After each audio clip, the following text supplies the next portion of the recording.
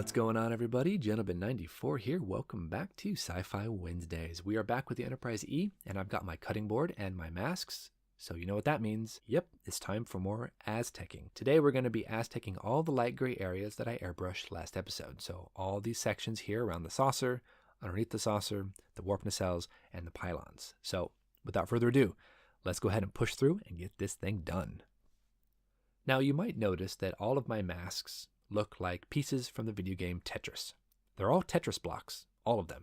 We've got the square, we've got the step, we've got the L shape, we've got the line. We've got all of the Tetris blocks represented, and that's actually kind of fun. We're going to be working here on the top of the saucer, and again, using our same techniques. We're going to be cutting small rectangles out of our Tamiya tape and placing them strategically and artistically across the entire saucer section. I don't want to overwhelm myself with the sheer massive size of the model and the very tiny sizes of my masks. I don't want to do that. So I'm just taking section by section and just focusing on one area at a time. That again helps me to not go insane. These are very similar to Excelsior type masks, which are more haphazard and more random. So a lot of work to be done for sure. All right, I've worked around the half of the saucer. This is how it looks. As you can see, all of them are Tetris blocks. We've got all the blocks represented. And I've tried to keep it random enough, but yet similar enough to give it a nice appearance, but also to let each panel kind of stand out on its own if you so choose to look at that one particular pattern. I like how it looks. I think it's going to look really cool. So we're going to flip it around. We're going to work on the other half of the saucer section and repeat the same pattern, or at least the same idea, not necessarily clone stamp the same pattern. Start here on the edge, work our way to the front of the saucer. And then, of course, once that's all finished, we have to flip this whole thing over. As you can see here, all of these gray areas have to also be masked. So there's a lot of work to be done, plus the nacelles and the pylons. So like I said, lots of work to do, but I think we're finally getting to the end of this Aztec pattern. Back onto the saucer though, let's get the other side finished up and move on to the underside.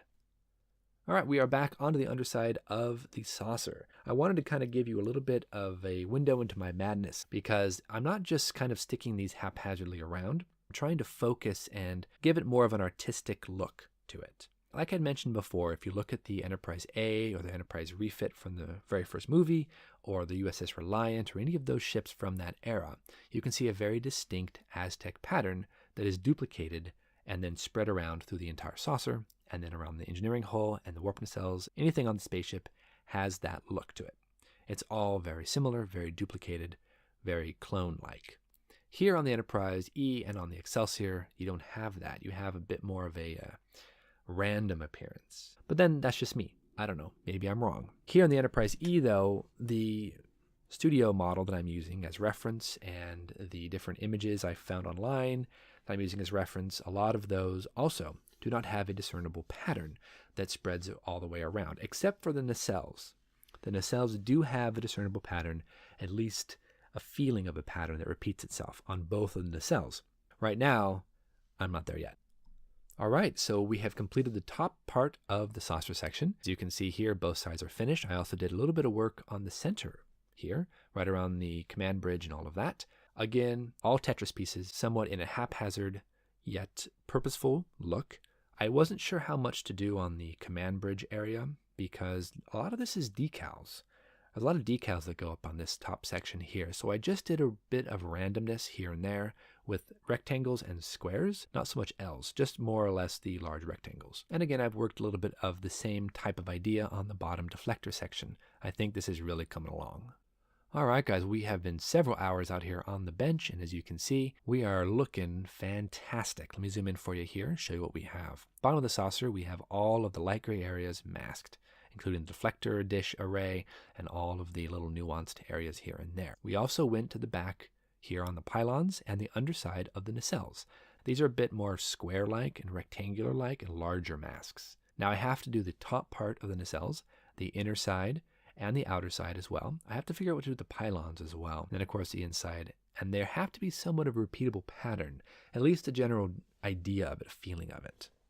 All right, everybody, we are done. The masking is finished. It has been like 4 or 5 hours out here on the bench, but finally all the light gray areas are masked.